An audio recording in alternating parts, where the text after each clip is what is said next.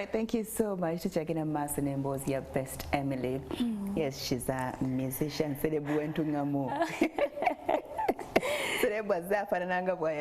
So you get out of the meeting very heartbroken. Yes, I go back. No. But yali akolagana ne universities enyingi in Western, so he would put direct to the university. Kati awo nganzira mu ddwaliro nengamba mama nagamba ojja kusoma tufaayo but ngali weak nnyo waliwo awo ku nga vaka yakatandika nakolako concert enzungamu with one song ngoli waka two songs nakolayo concert abayimbi ne bajja nno ne bagamba kati eno hit song ndowooza ayinayo 92 nenkolayo concert nempita bagenyi bange abakulu mwalimu bishop ba honorables what kati bishop yampromisinga ng'ogenda ku campus nja kuwa pocket money oyimba bulungi abaana bange bakwagala nengamba kale neyanziza muzeeyi kati bwe nazira mu ddwaliro waliwo bankubira mu conference bagamba jjo tuyimbireko mu conference. I put on what I could afford and went to the conference. I phoned the bishop. When namulaba negamba wampromisinga pocket money naye olowooza ngenda. Yes, so nemusinka nemugamba bishop era gamba Emily oli otya ndi bulungi kiki negamba wali ompromisinze pocket money naye bambi tolowooza nti nazigaana nkyali mu ddwaliro maama ali bubi ate nagamba so sijja ndowooza sijja funa tuition. Nagamba baagala mmeka $1.5 naye waliwo father yampadde $5,000 naye zinenda sina ne hospital bills. I was like come nantwala mu mmotoka ye nagamba tuula wano osaavinze eno mu ntunga mungu kyali muto abantu bangi bakumanyi wano tojja kulemererwa tuition nga tuli wano nagamba wandike mikwano gyo wano ku kapapula nagamba sookako nempandika bishop nga I was trembling because he was a big man nempandika bishop ogina wano off head oba ng'okyano bakakyali mukwano yangamba bali bonna bewayita concert yo the first ever concert so nagamba go list them and when you go genda ng'obagamba bishop yangambye nti nkugambye sigenda kusomera sina tuition. Bishop yangambye nkugambye. Yes. Kati kyenakola nemuteekako nagamba gwe genda sookera kwabo tujja kulaba na meeting okusooka yangamba baagala mmeka nemugamba million they want 1M because they wanted 1.5 but now 500 is put nangamba eyo million olowooza ndagenda kuweerera million. Who can pay that 1M? That whole of money. It's like maybe because you're a beautiful girl, you could do something. Yeah. Ngamba, no, thanks. I walked out disappointed. I then I called someone else, our current MP. Honorable Tumuzugu Michael, our MP. So nemukubira naye yali ajja ku concert.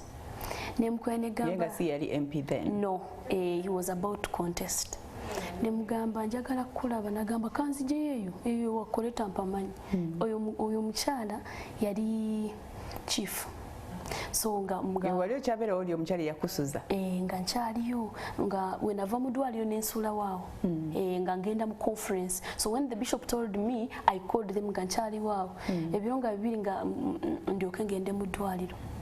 So nangamba kiki ngamba bishop angambye nti nkugambye tigorachito negambye nagamba baagala mmeka nengamba bali bagala 1.5 naye waliwo father nteredde katano so nonye endala agamba nange nja kuwa 5 ate buli semester kinda kusomba tofaayo ngamba neyanziza ngamba thank you so much kati I called the bishop kati awanga class erinye nkubira ba honorables ne nkubira bishop awo kandi muntu wamaanyi nengamba bishop ampadde ataano agamba toraba obuziza ya ttaano tuzifuna tofaayo gwe beera ng'onoonya. Bishop because ye alina kuwa pocket money. Yes, but he gave the word.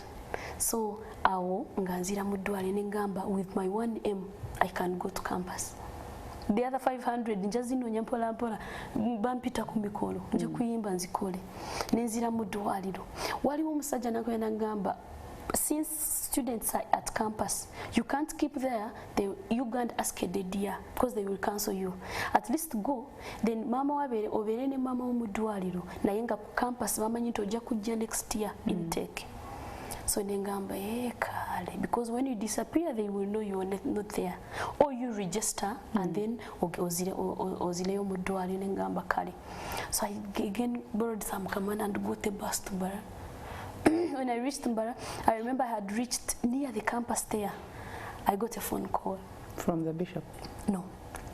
From a girl who was a nurse at the hospital? Yes.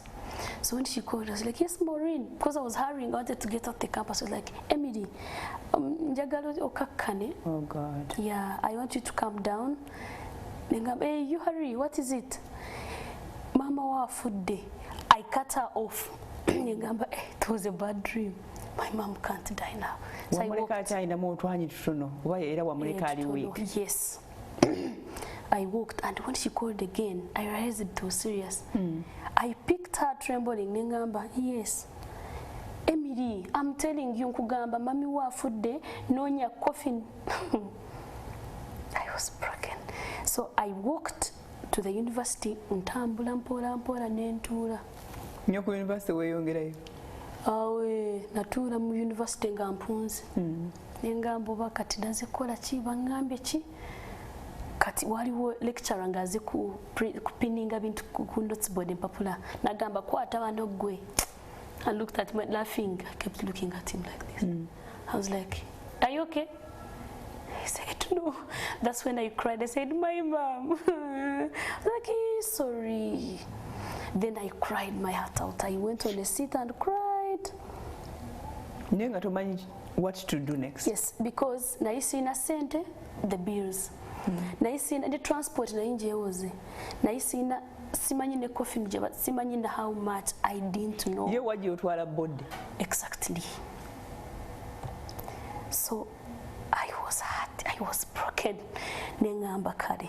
Ebyakutute ku campus. Tewabikola. Tenabikola. Okujjako nakubira omuwala bamuyita Charlotte ne mugamba ndi wano ku must kati nkole ntya nangamba we just copy the timetable so that when you come omanyi wa wakutandika omanyi lecture eno li mu room eno tewali registration IT information technology. So nengamba kale natulaawo. It was my worst day. Because I saw the world moving, I was like, not my mom, not at this time. You can't leave us like this. I wanted to... Daddy? Yeah, yankubira. Daddy? Yeah, nangamba obiwulidde gwe. Ani yamugamba? Ndowooza ab'eddwaliro simanyi. Agamba obiwulidde nengamba kale. Didn't put plans for the coffin. Kati kye nakola oli omukyala gwe nali nsula nayo koreta nemukubira. I don't know why. Nemugamba, don't think I've disappeared. My mom is gone. She was like, Emily, what? Kati nkuyambe ntya nkole chiche nkolera. Nemusala kondooza nalinga sibitegera nengamba kati ye chichi. Nadamu nakuba nagamba Emily nkukolere ki? Chiche nsobola wowe nsobola okuyamba nemusalako. Nadamu nakuba bwe yakuba nengamba simanyi. I don't know. So later, nga nkyali ku must nga ntuddawo nga yetooloola kati. Later I got a taxi to Ntungamu, this time not to the hospital. So when I was in the taxi she called me, I was like, Emily, gwe gende waka nja kusanga ne mami wo with the body. I was like, I didn't know what to say. I was like, okay. When I was home, natuke ewaka ogenderi gye babagoba? No, in the Carento. Abaana gye bali? Natuukayo nesanga abantu awo kati bwe nalinga mutwala mu ddwaliro. This time nga ogwokubiri oli omusiraamu najja n'emmotoka nagamba jangu tumunone So this time had become my friend. So nagamba ogwokubiri nga agenda kufa. So najja n'emmotoka bwe balaba emmotoka nagamba Monica abadde ki ne bajja. Bwe bamulaba nabagamba, okay, they saw the food, they saw the way she was, and like everybody cried. So when they cried, she was like, no, don't cry. The words she said to them, she was like, nze wendaga ndabayo. My body is weak, but my soul is so strong. That's what she told them. And then she was like, what if bwekibaako nenzija mu coffin yange mugiyimbire kale mutendereze nnyo kubanga eggulu ndirabi. And I was like, Mom, kati ebyo yogera ki? Nagamba nze wendaga mpala, nze mpalaba ndaba eggulu.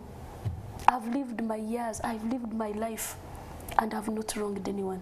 So like people cried, and I looked at her because I think yewulira nagamba this time I won't come back. Nagamba kasita kibaawo ng'essanduuki nga coffin yange yeyingidde wano muyimbe. So gonna tukayo ng'abantu bakungaanye dda. Nga bakungaanye dda baali batwagala. Sister one ya mugambo oli ali ku university. Awo nga ngenda ku campus namuyita ne ngamba beera wano nze ngende ku campus registering. So she had come. Yali ali eyo mu ddwaliro. Nene nyingira mu kayumba kafaawo nga there are 2 rooms. I entered looking for the other small ones, a boy and a girl. Mwala ne mulenzi nemba noonya nga sibalaba mbandi eyo nempulira maloboozi nga gayimba awo nenkima nenzijukira bye yabagamba nempula nga bayimba nga bona they were shouting, singing, nengamba yes, she's confidence. Yes. So I was glad. She yali asabye Reverend ewaffe, Reverend Cranman namugamba nsobola sikidono ku church. Nduuza eri abimanyi. Reverend namugamba, you've served the church for a long time. It's okay. We can give you space. Don't talk about death now. So when she came, yazikidwa ku church. Ngabantu batubeererawo nnyo. Olio tumuzigumaiko yarede moroka ye yamutwala ku church. The whole funeral was in church. It was like a Thanksgiving. I remember wali wo Bishop wa Mugamba. Namugamba yali president yali emikolo nangamba siri wona I'm going to send you people. So many reverends from the diocese they came, presided over. My dad was there, but he was also weak. He was there, and no one in our family came. Bali aba mukyalo. Omanyi oyo koleta kye yakola. She got a government car, put a coffin, n'ateekamu buli kimu, n'akwata sente n'ajjayo maama. Everything.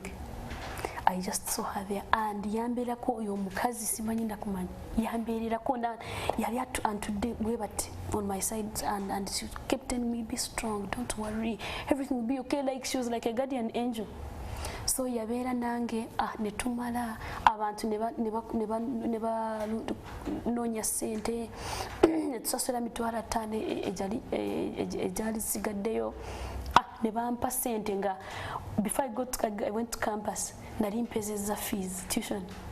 Abantu bampa ssente nga nyingi, olya kuwa 10 olya kuwa 25 bali bateeka ku simu nga I got tuition, I got pocket money, Bishop added me, nifuna ne rent and shopping. I went to campus with my mom. I said, okay, after every test there must be a testimony. I wrote another song. Bakiyita obujulizi nengamba buli kigezo obwo obujulizi bwo enkeera. I wrote another song. I reached campus with my one skirt and one t-shirt.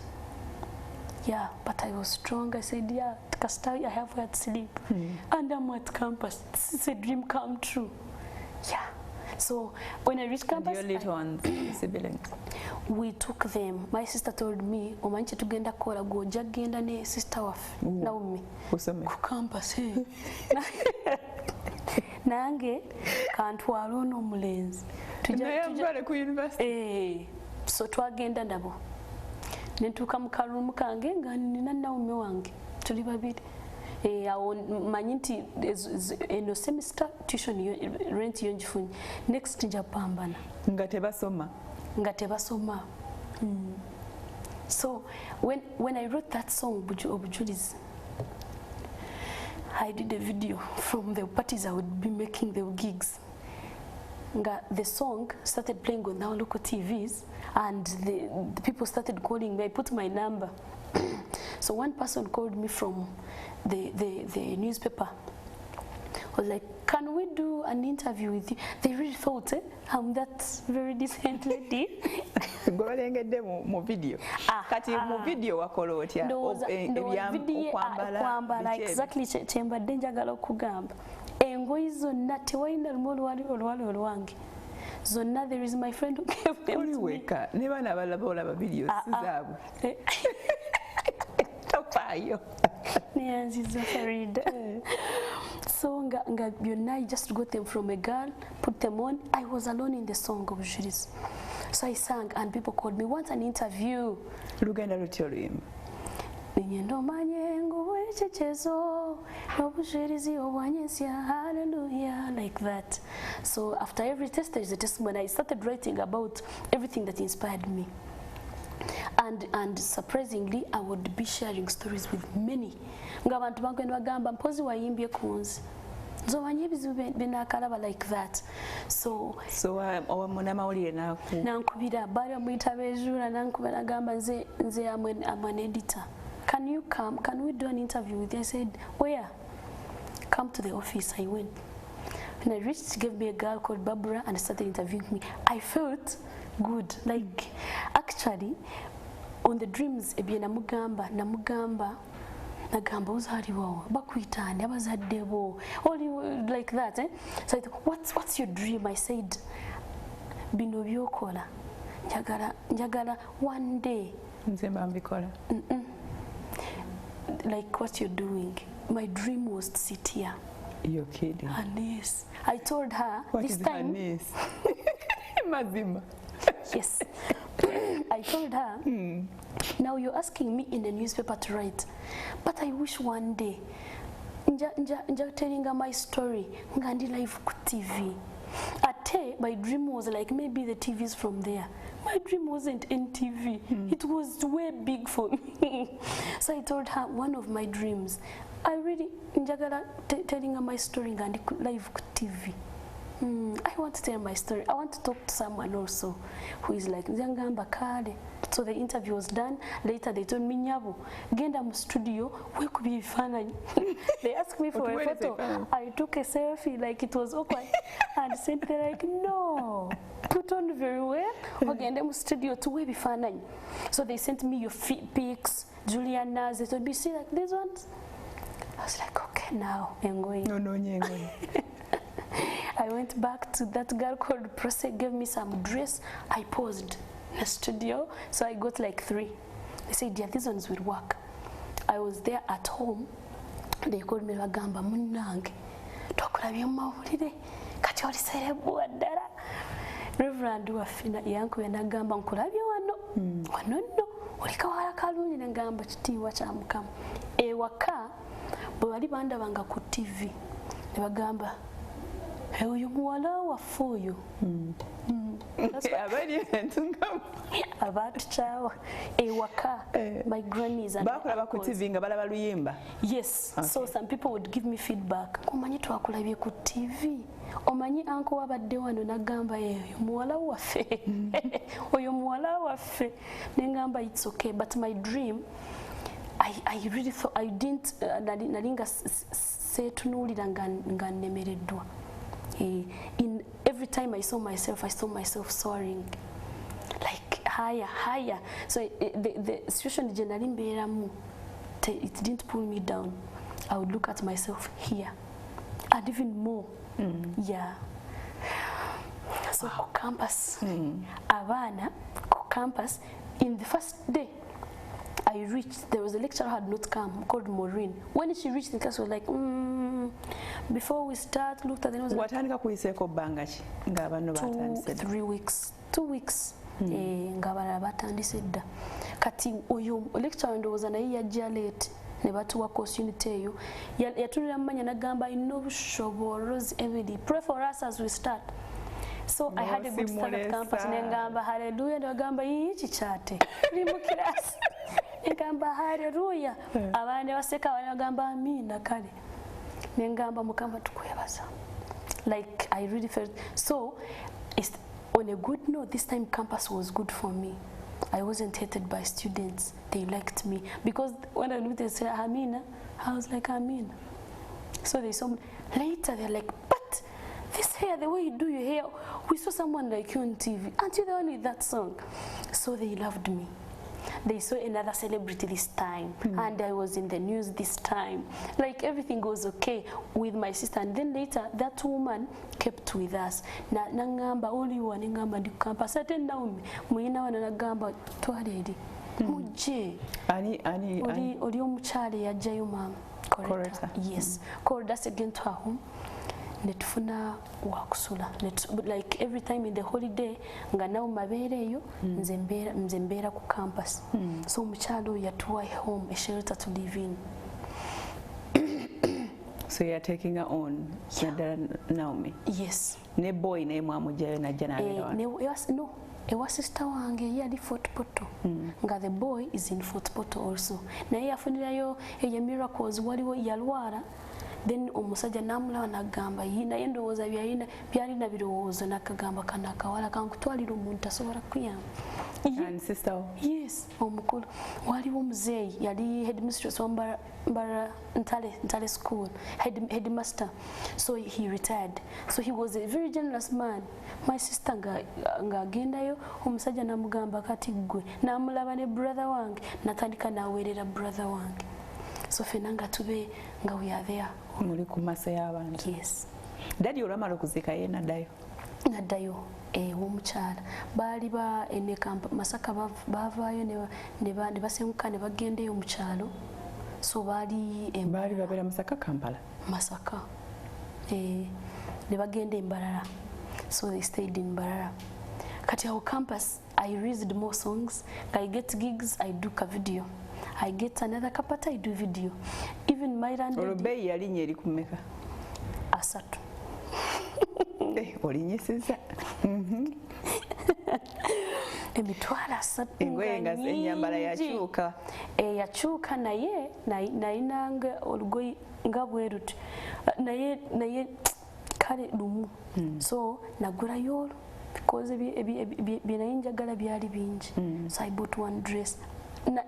Nga ntambuza olugoyi lumu kiteteeyi kimu ngenda kupateeno serebo kikakyo sema waliwo ekanisa baali banjagala nyo bagamba jjamu otuyimbire ngamba sijja twala this dress again. I told them I'm not around, but I went back when I got another dress nembagamba naye nekiteteeyi nga kimu because I sang here twice with that dress. I couldn't come here mulundo gwokusatu. Nebagamba kale waliwo abanjerega ne bagamba kati akakali akawala kagenda kukola concert akekitete kimunenga twemu mugenda okuwagira concert ku university. Eri concert eri nalinzira olugoyi lumu. So our campus nga ndrizinga enyimbo landlady wange oyo Grace naye yambeerawo nga lumu najja nagamba in a semester don't pay rent. Ng'abantu kale mukama akola ebintu bye. So school fees, tuition, yes. Yajanga. Remember ebadde eri 1M nga wabulayo mutwala 5. From the burial I was going to pack things at Correta's place. Nga ninsinkana omusajja watudde mu compound. Yeah, Correta. Nga is a husband to the sister to Correta. Bamuyita Theo. So nagamba so Emily bambulire byakutuseeko sorry bambi najjayo emitwalo 5 najimpa nengamba thanks. So when I was about to go nagamba eyo they are renovating the house, you won't be there. You can sit there. He was reading the news. I sat. So later nampa attention nagamba kati where are your siblings? What's your story? Kati when he asked me I was like kati gwe yagala kankuyirewo nengamba olaba kati bali balinze olaba ngenda campus naye fees nengenda wa bishop buli kimu nemuwe yagamba bannakati owezeza mmeka ne ngamba waliwo 1M bulako emitwalo atanagamba nange 5 njaggawo. That's how I got my tuition. So these people would pay every semester? Every semester. They paid. Every semester. So I just did looking for it. So every semester Bishop yakuwa pocket money? No. Yeah, but it was a one-off. Yes. Okay. Kale, let's take another break, the last one then, tuje tufundikire emboozi ya Emily. Now I know emboozi, don't hesitate, totula ku emboozi, you come and inspire us. It's okay, this show Monday is dedicated to you. Let's take a break to come out of our